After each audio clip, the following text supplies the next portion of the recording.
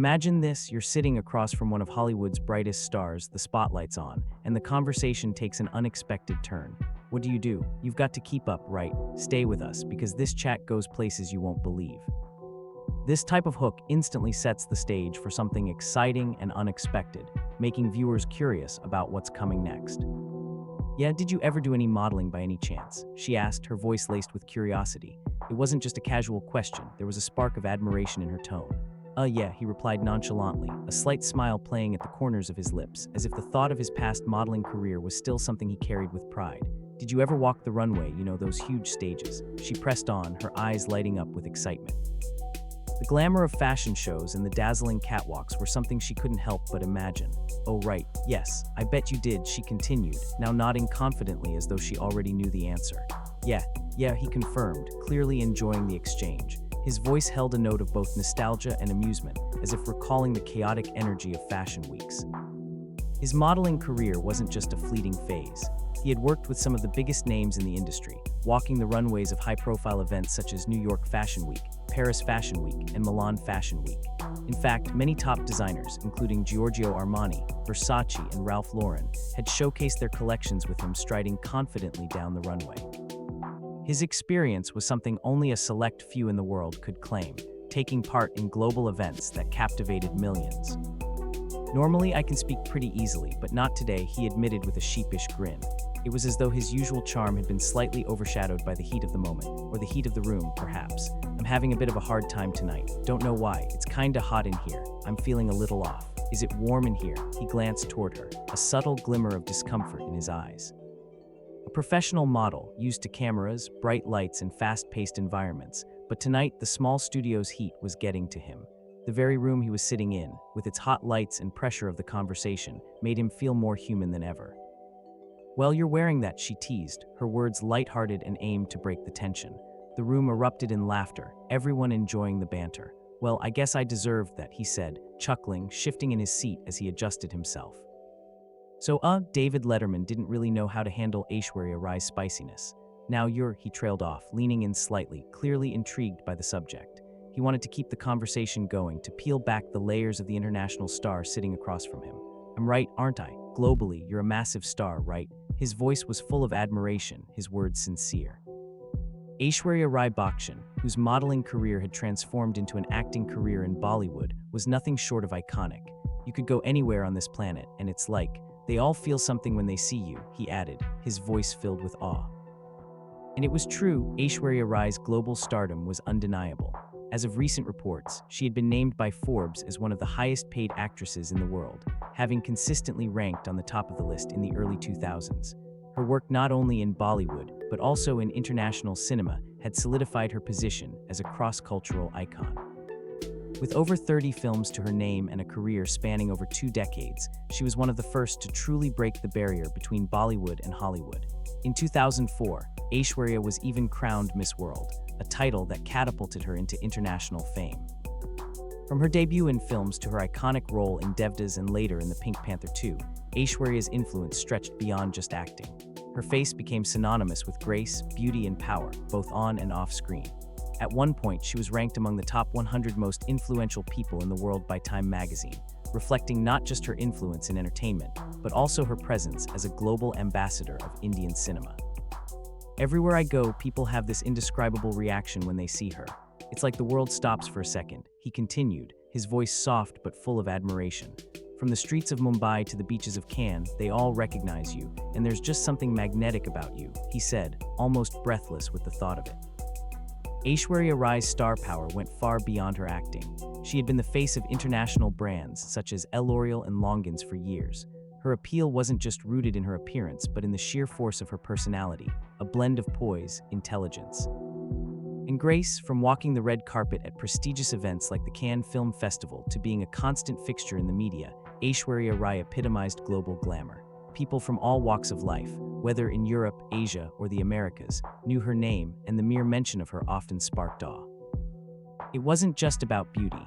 It was her embodiment of cultural pride, her role as a trailblazer for Indian cinema, and her advocacy for various charitable causes that contributed to her global presence. You could go anywhere on this planet, and it's just, They all feel something when they see you, he added in a tone that captured the magnitude of her impact. Aishwarya Rai was indeed more than a star. She was a force that had redefined the global standards of beauty and success. Anytime she responded, a playful wink accompanying her words. Her eyes sparkled, a knowing smile curling at her lips. She was clearly enjoying the moment, relishing the connection between them. "Yeah, have you enjoyed this whole experience so far?" he asked, his voice sincere, his curiosity piqued. There was an authenticity in his tone, as if he genuinely wanted to know how she was feeling amidst the buzz of excitement. "So far, yeah, it's been wonderful," she answered, her face lighting up with a radiant smile that seemed to fill the entire room.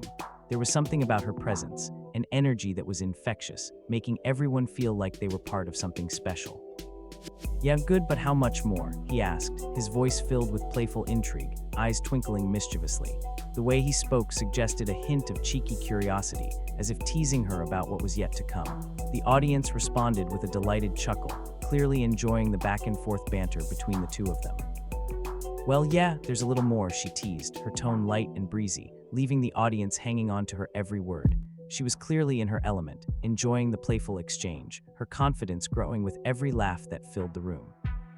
He leaned back in his chair, clearly impressed by her charisma. His expression softened, a mixture of admiration and awe. "I've never seen a girl more breathtaking in my life. Her smile is so genuine, it's absolutely unbelievable," he said, his voice filled with reverence as though speaking about something sacred. There was a sense of vulnerability in his words, a moment where he allowed his emotions to shine through. "Why are you doing this to me?"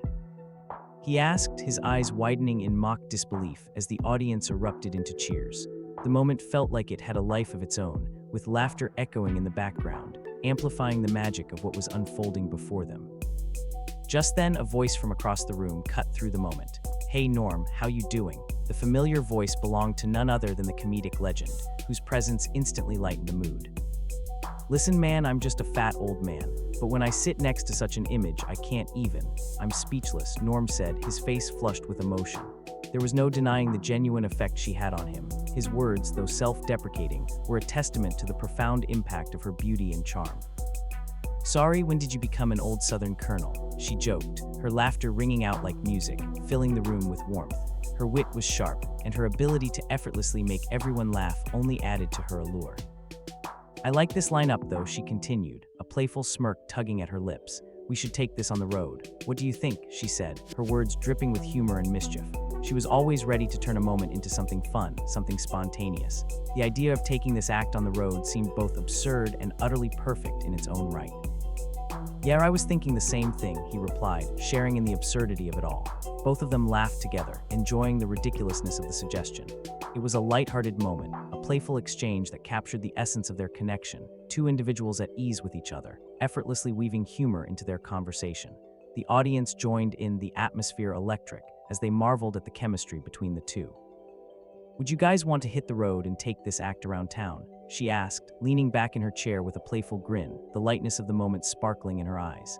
It was a suggestion that felt both whimsical and daring, as though the fun between them was just getting started. "I don't think I could survive it," he replied, his voice filled with mock terror, clearly enjoying the playful direction the conversation had taken. His dramatic flair added an extra layer of humor to the exchange, as though he was imagining the chaos of being on the road with this vibrant personality. Johnny Carson got completely lost in Bo Derek's eyes. "But you," he trailed off the Nasta. Elegia evident in his voice, as if reminiscing about the unforgettable moments he had witnessed on television. There was a subtle reverence in his words, as though he was comparing her magnetic presence to the unforgettable stars of the past. "Are you still with John Stamos? I know you two have been together for a while. How's that relationship holding up?" he asked, his voice shifting from playful to genuinely curious. He leaned forward slightly, his expression softening as he sought an honest glimpse into her personal life. His words carried the weight of a sincere inquiry, veiled under the lightheartedness of their previous banter. "He's in LA," she answered casually, as though it was just a fact she had to mention. Her tone was unaffected, giving little away. "Yes, so he's far away, huh?" he mused, his brow furrowing slightly in thought. There was a soft edge of concern in his voice, but it was tempered with a playful grin. "Maybe I sense some trouble in paradise," he said with a teasing look, his eyes glinting with the thrill of gentle mischief.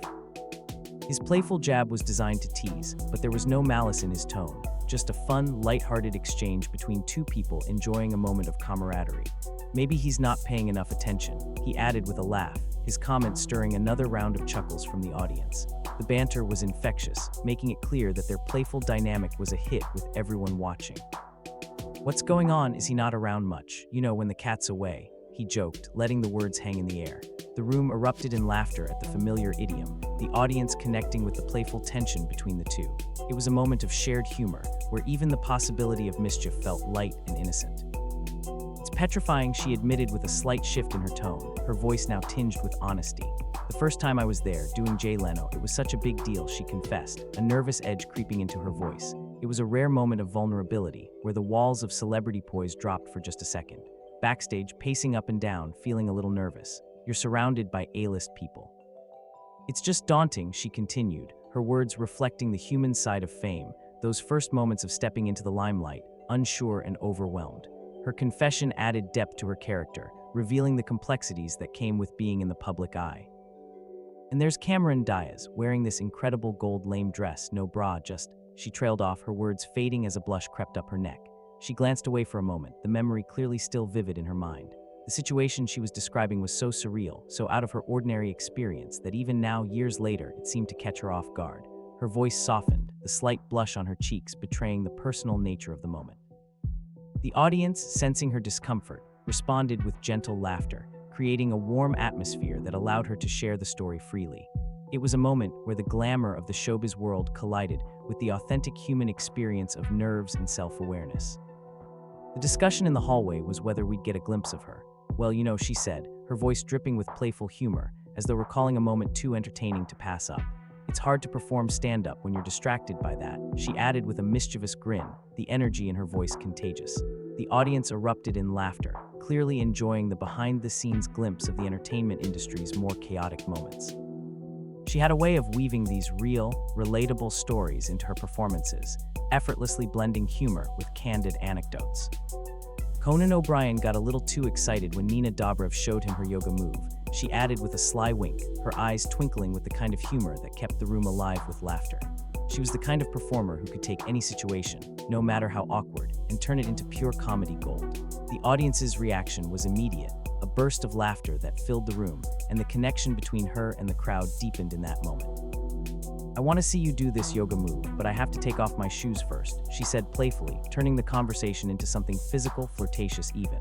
"Can you help me with this?" she asked, her tone teasing, making it clear she was enjoying every second of this lighthearted moment. There was a spark in her eyes, a playful challenge that hung in the air, inviting him to join her in the fun. "Just stay straight. Normally, we do this in a studio with a wall, but I'm going to need you as my wall," she said with a mischievous smile, clearly relishing in the absurdity of it all. The audience roared with laughter at the unexpected turn of events. There was something about the way she navigated the moment. Her ability to make the simplest things feel extraordinary, that made everyone feel like they were part of something spontaneous and real. "There we go, this is awesome," she continued, her voice light and full of energy. The applause was deafening, as they both shared a moment of pure fun, a rare and genuine interaction that felt completely unplanned. The connection between them was undeniable, and the audience couldn't help but appreciate the chemistry that filled the room. "And what goes on inside the pages of Vogue? What kind of naughty things do we find in there?" she asked, her eyes twinkling with amusement as she leaned into the playful tone of the conversation. There was an infectious quality to her curiosity, and it was clear she wasn't afraid to ask questions others might shy away from. "They put you in a lot of weird stuff," she added with a mischievous grin, clearly enjoying the thought of the glamorous world of fashion exposing its more unexpected sides. "Anything?" he pressed, his curiosity piqued by the fun banter between them. He was clearly trying to keep up, but his genuine intrigue was evident in his voice. "Whoa, where are we going with this?" he asked, raising an eyebrow, genuinely caught off guard by where the conversation was heading. His tone was playful, but there was an undertone of real interest in what she might say next. "I heard you like Irish guys, is that true?" he asked, his voice teasing, yet with an air of genuine curiosity. He raised an eyebrow as if daring her to confirm the playful rumor. The room was hanging on her response, knowing that whatever she said next would be just as entertaining and unpredictable as the rest of their conversation. "I love Irish men. I've got this thing for them," she admitted, her voice warm, a genuine fondness shining through. It wasn't just a passing comment. There was something in her words that hinted at a deeper appreciation, a connection she felt toward the passionate spirit often associated with Irish men. Her tone was light, playful, but also a little sincere, as if sharing a personal quirk with the audience. "What is it about Irish men that you like so much?" he asked, his curiosity deepening, leaning in slightly, eager to know more. His tone was genuine, but the playful glint in his eyes betrayed that he was fully invested in where this conversation might go. "Oh, they're so passionate, almost like Mexican men," she replied with a playful laugh, making a comparison that was both cheeky and affectionate. The audience erupted into laughter, sensing the fun in her response, and the way she connected two cultures known for their intense, fiery energy. "Wait a minute, you're Irish, aren't you?" he asked, his voice tinged with surprise and mock suspicion, as if he had just put all the pieces together. The room fell into laughter at the sudden realization, the playfulness of the moment only adding to its charm. "Yeah, I'm just as passionate as any Mexican guy," he replied, winking at her, embracing the playful challenge. There was something irresistibly confident about his response, as if he was truly enjoying every second of their banter. "That's what I said," he added with a grin, his voice teasing, clearly reveling in the chemistry between them. "You're single, right?" he asked, his tone light but with a hint of mischief. His words were casual, but the implication was clear. He was having fun with the moment, testing the waters and seeing how far he could go without crossing any lines. Yeah, hello," she responded with a playful roll of her eyes, clearly enjoying the back and forth. The audience burst into laughter once more, recognizing that both of them were fully engaged in this spontaneous, flirty exchange. The dynamic between them was effortless, as if they had been friends for years, and the playful tension was palpable. "Well, I'm not actually hitting on you, just so we're clear," he said with a smirk, trying to backpedal just slightly, but his mischievous grin gave him away. There was no malice behind his words, just pure fun, and the audience could feel it. "Excuse me, who are you?" she teased, her voice dripping with sarcasm and wit. She shot him a playful look, as if his words were completely unexpected, but also delightfully absurd. Her tone was light and effortless, making it clear she was fully in control of the banter. "Forget it, I'll just talk to your more beautiful friend in the middle," he said with mock indignation, as if the playful sting of rejection was too much for him to handle. The audience couldn't get enough of their back and forth, and laughter filled the room once again. The chemistry between them was undeniable, two people completely at ease with each other, feeding off the energy of the room and creating an unforgettable moment. "I have to apologize publicly for a lot of things," he continued, his tone shifting to one of unexpected seriousness. The sudden change in his demeanor caught everyone off guard, adding an air of anticipation to the moment. "I'm sure those were the seats you wanted, right?" he asked, glancing around the room with a mock suspicious look, as though he were apologizing for something lighthearted, but the sincerity in his voice only added to the comedy of the situation. The audience, ever attentive, chuckled along, clearly enjoying the playful back and forth. Raquel Welch and David Letterman had quite the flirty exchange during this interview, he said, his voice tinged with a hint of nostalgia, as though he were reminiscing about one of those iconic moments in talk show history. The mention of such a legendary encounter sparked laughter from the crowd, who instantly imagined the chemistry between the two famous personalities, transporting them to that moment in time. "But we're so happy you're here," he added, his voice warming with genuine appreciation, and there was a sincerity in his words that everyone could feel. It was clear that this was more than just entertainment. It was a connection being forged in real time between him, his guest, and the audience. "I don't know why it took me so long to come on," she said with a smile, a sense of relief in her voice. She was comfortable now, the tension having melted away into lightheartedness. "I like long foreplay," she added playfully, her words teasing, causing the audience to erupt in laughter. It was a comment that was both bold and comedic, leaving no room for awkwardness, only humor. Her timing was perfect, and the way she effortlessly turned the conversation into something cheeky made it clear that she had the crowd eating out of the palm of her hand. "Same results, you just have to drop yourself down," she said, demonstrating the move, making it clear she was willing to have some fun with this playful moment. The audience watched intently, hanging on her every word, sensing the surprise that was about to unfold. "Oh, we're going to see it. But not from that angle, folks," she added with a wink, expertly steering the moment into a more lighthearted, yet teasing direction. The room filled with laughter at her quick wit and confident delivery. "If you stay down like this, all the blood is rushing to your head and spine. It's good for your circulation," she explained, her tone suddenly becoming informative as if she were giving a mini lesson on the benefits of the move. Her voice was still playful, but there was a lightness to it that made the moment both fun and educational. "And it straightens your spine," she added with a smile, offering the audience a touch of wisdom wrapped in humor. The crowd was clearly enjoying every second of it.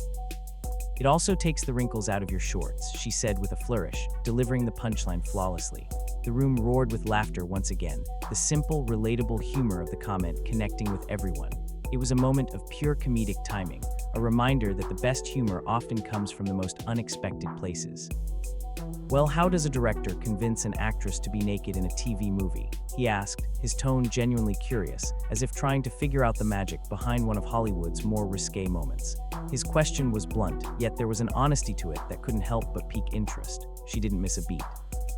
"It's because the part required it," she replied casually, as though this was just another ordinary part of her job. The way she said it, so nonchalantly, added an extra layer of humor, as though she had answered this question 1,000 times before without batting an eye. The audience, unsure if she was joking or serious, laughed in appreciation at how effortlessly she carried herself through such a provocative topic. "You know, I happen to be wearing the same outfit I wore on set. Let me show you how it works," she said, her voice dripping with humor and playful mischief. The casual way she delivered the line, as if this was a completely normal discussion, sent the room into an uproar. The audience cheered, clearly entertained by her confidence and unexpected willingness to engage in the more outrageous aspects of her career. It was a moment that blurred the line between comedy and candidness, and everyone was along for the ride. "Keith Lemon came on the show and brought a Christmas gift for the host," she said, shifting gears with a sly grin, ready to move the conversation into another humorous direction. "I brought you a gift," Keith said, clearly excited, his voice tinged with enthusiasm as though the present was the most important thing in the world. His excitement was infectious, setting the stage for another comedic exchange. "Well, I'm going to take Liv out later. I've got a Lando's card for free chicken. I'm a chicken master," he added proudly, completely serious about his gift, chicken being his currency of choice. The audience burst into laughter at his self-proclaimed mastery of poultry. The humor was in the absurdity of it all. The sheer randomness of a chicken master sharing his plans for the evening. The moment became even more humorous when Liv Tyler responded unexpectedly. "You said you were taking me out. For real?" she asked, her voice playful, almost as if she were incredulous at the whole proposition. There was something disarmingly charming about her questioning the very nature of the offer. "Is your husband here?" she asked, raising an eyebrow and teasing him. The room went quiet for a moment as everyone waited for Keith's response, sensing the playful tension between the two. "Oh, he's my fiancé," Keith said, suddenly flustered. It was clear from his face that he hadn't been expecting that kind of response. His tone was a little rattled, but it only added to the charm of the situation. "Yeah, I call him my husband, but okay," Liv said with a grin, her playful yet affectionate tone making the audience laugh even harder. It was a simple line, but the delivery was perfect. The playful back and forth had the audience roaring, reveling in their comedic timing and chemistry. "You made men or women jump out of a plane naked?" Keith asked, genuinely curious, completely unafraid to keep the conversation going in absurd directions. The awkwardness and humor of his question hung in the air, with the audience unsure of what would come next.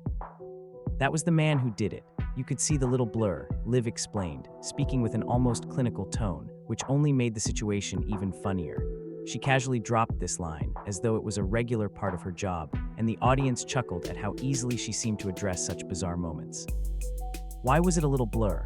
he asked, his genuine curiosity still evident in his voice, his eyebrows furrowed in genuine confusion. "As soon as he saw you, it wasn't that little," Liv teased, the playful tone in her voice sending another round of laughter through the audience. The cheeky response had everyone in stitches, and Liv's ability to play along with the absurdity of the situation was truly what made the moment so entertaining. It was another example of her effortless comedic timing, drawing the audience deeper into her world with every line.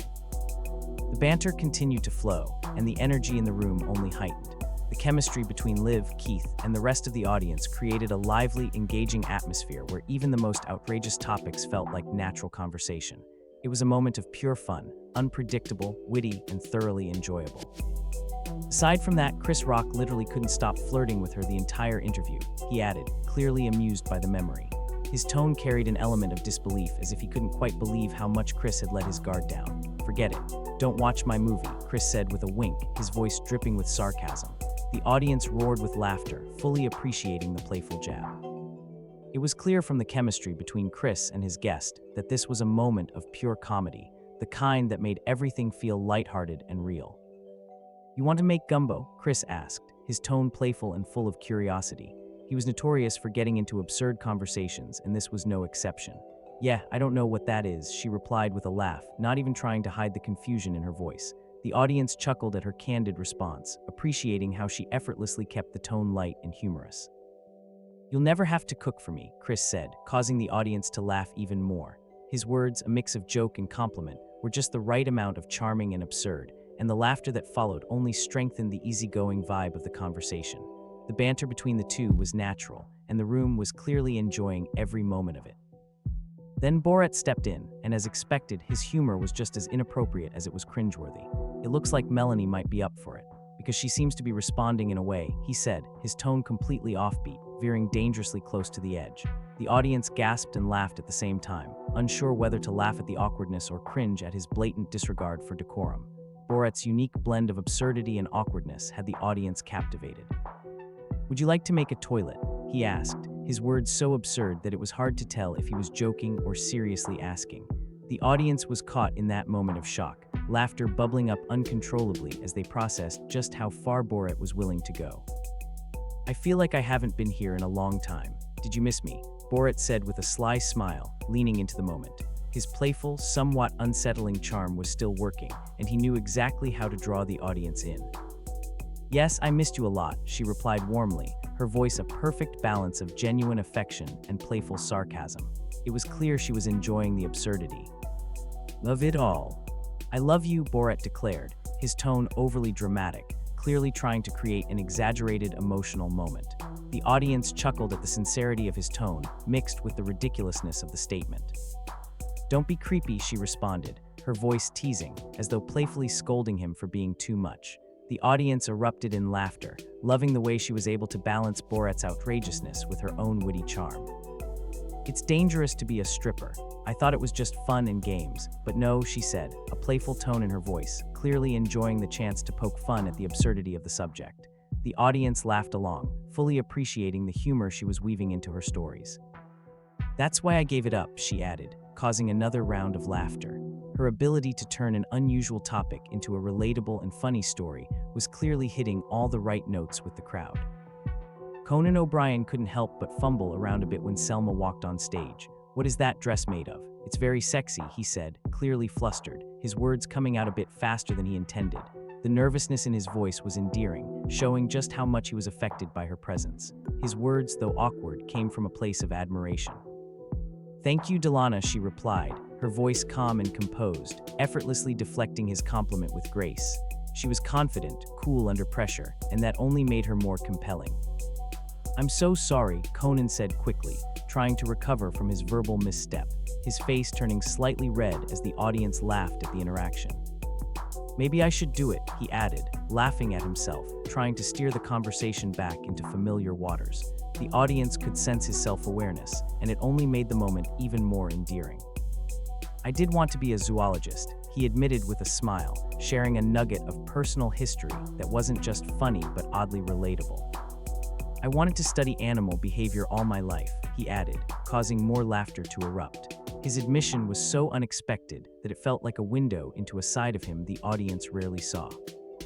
"You know, as an actor, that's what I do. I study human behavior," he explained with a wink, his self-deprecating humor making the audience laugh even harder. It was a moment of vulnerability, wrapped in humor, showing Conan's ability to laugh at himself and keep the atmosphere light, no matter how awkward things got. "You know, as an actor, that's what I do. I study human behavior," Conan said, explaining with a wink. His self-deprecating humor hit the right note, making him all the more endearing. The laughter from the audience was overwhelming, and as the interview came to a close, everyone knew this was one of those moments that would be remembered. Now that you've seen what happens when comedians and stars collide, imagine what's next. The best part, it's just getting started. Stick around because the wildest moments are yet to come.